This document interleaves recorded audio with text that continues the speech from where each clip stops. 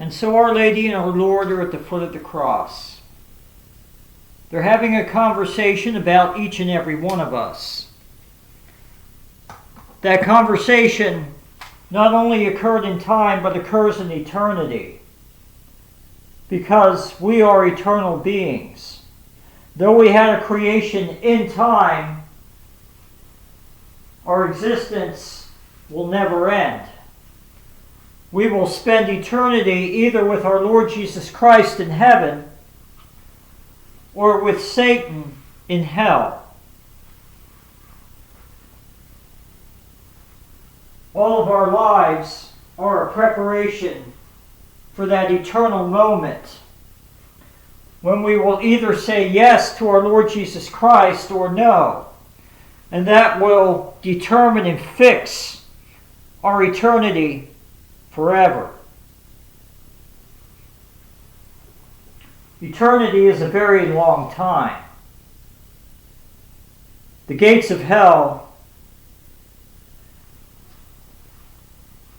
have no exit, only an entrance. The clock in hell ticks, never ever, never ever, for all eternity. And the souls in hell really do not want to leave there because their hearts are fixed. Their hearts are fixed on themselves and their own selfish desires, and that ultimately leads them to burn with hatred towards God. We can see this in the modern Satanists. We can look at their perversions, their rituals of murder, their child sacrifice. What is it all ultimately? It is hatred of God. It is hatred of His creation. The Satanist does not enjoy anything ultimately. He hates everything. The Satanist becomes the worst of the sadistic people. He becomes what Anne Barnhart would call a diabolical narcissist.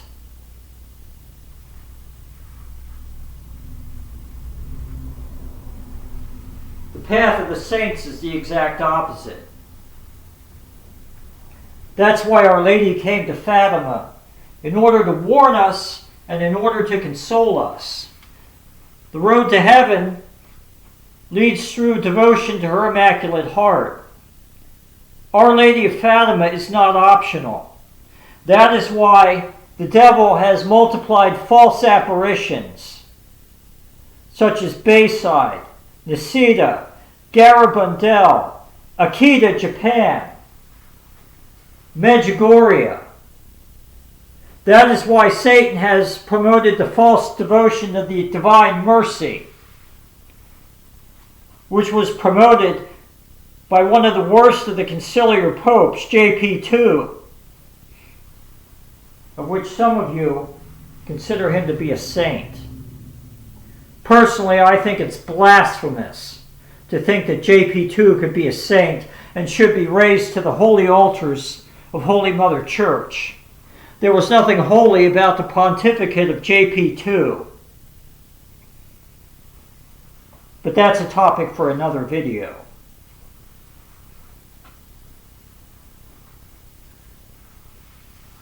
Now, what we should focus upon is Our Lady of Fatima. Our Lady of Fatima is the only solution. She is our only hope. There is no other.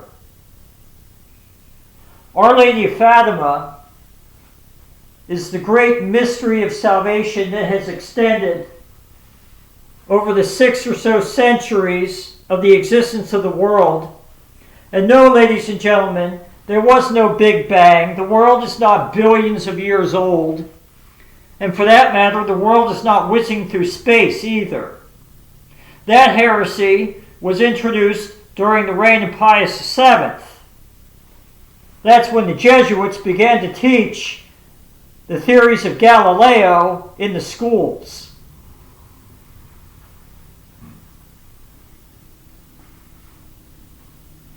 Even in SSPX chapels, so I understand, they believe in the Big Bang, as it was propagated by Father Robertson, or Robinson, or whatever his name is. Shame on that priest, and shame on any teachers that are teaching these heresies. What you're really doing is you're diminishing the faith of the children. You're telling them that the book of Genesis is nothing but a bunch of fables.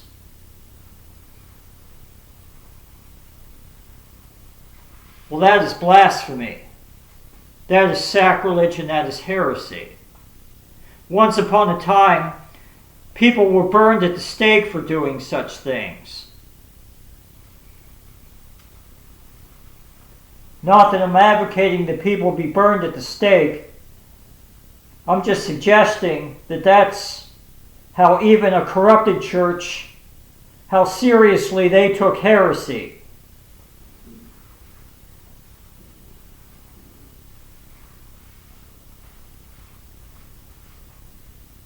Today the situation is indeed dire. Today the twilight that was in the world when Our Lady appeared at Fatima has become now the most pristine and blackened darkness of paganism. We saw it recently in the church when Pope Frantic was worshiping idols from South America.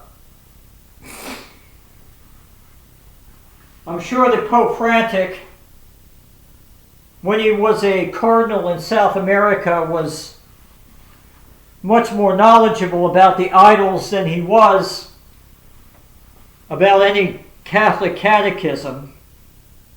I could safely say that Pope Frantic has never cracked open the Catechism of the Council of Trent. No, he would probably consider that much too rigid for his taste.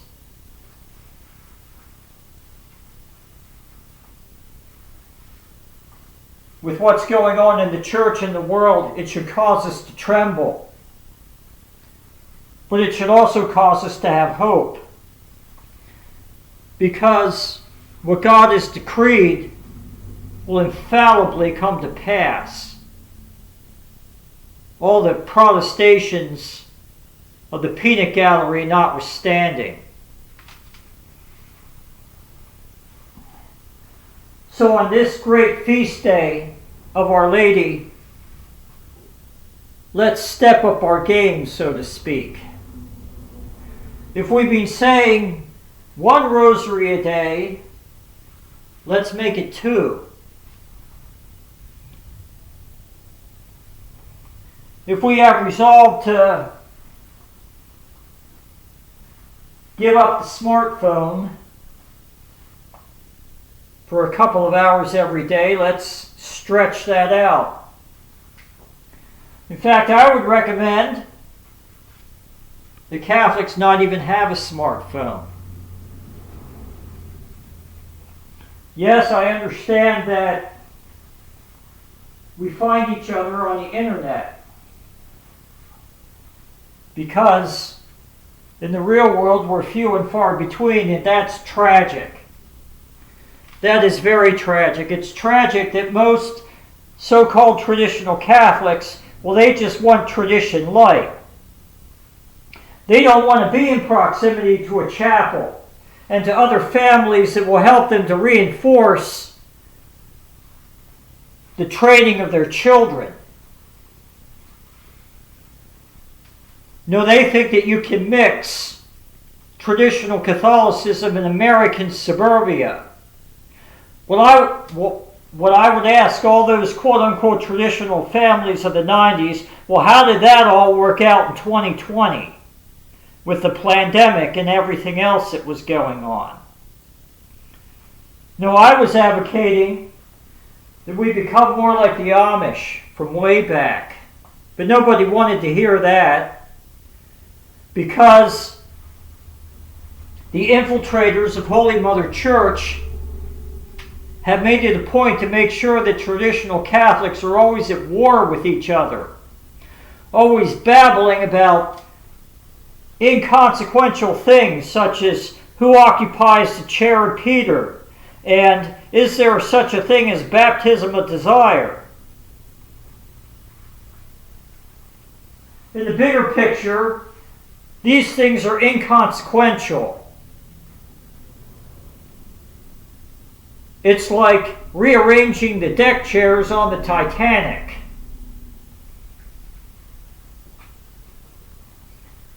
And moreover, I submit that if people would be more devoted to the Immaculate Heart of Mary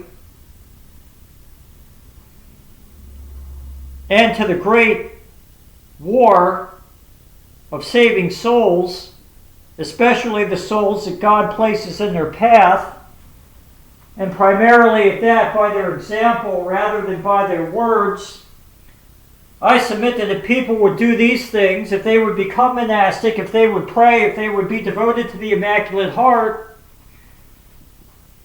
all the other problems would suddenly become trivial and minor.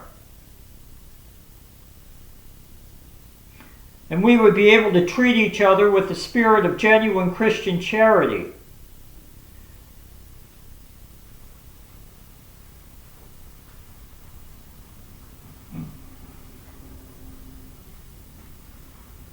I don't have to make arguments. I let the truth argue for me. A long, long time ago when I used to work at the steakhouse,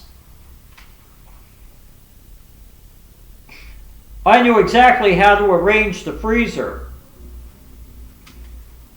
But all the bosses and all the general managers thought that they knew better than me. And so they wouldn't listen to me. And so they would go and they would make their arrangements and look at it and look at it again and again. And then finally, they would say, "Oh, well, what do you suggest?" And I would tell them what I had originally proposed, and they would put everything into place and it would all work out. Because I had the experience. I knew what everybody wanted, what everybody needed, and when they wanted and needed it. And I arranged it so that everything would be available to everybody at the proper time. And everybody loved it. And they thought that I was wonderful. It wasn't me. It was the truth that was wonderful. If we correspond to the truth, people will sit up and take notice. That's why our Lord said that if you give up all these things for my sake, you will be rewarded 100-fold in this life. It's true. You give up a dog for our Lord Jesus Christ, and He will give you 100 dogs in return. In fact, if you become somebody like St. Francis, every dog will be your dog.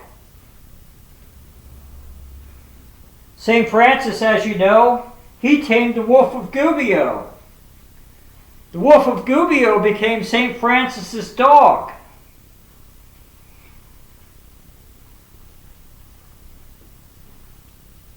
Well, these astounding things and the generosity of God is not limited just to St. Francis. It's for everybody. The tragedy is that nobody wants it.